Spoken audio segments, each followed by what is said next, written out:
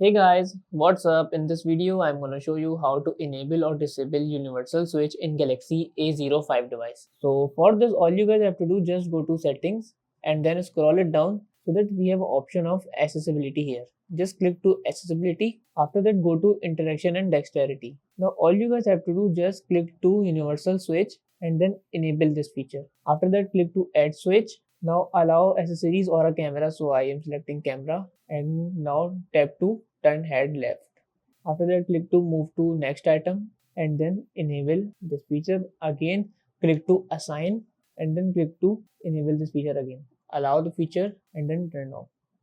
So as you see, the universal switch is now turned on. If you guys want to turn it off, all you guys have to do just click to OK and it will be turned off. So that's how we can enable or disable universal switch in Galaxy A05 device. So that's it about the video. If this video helped you guys, kindly like the video and follow us for more tips and tricks. See you guys in next video. Take care.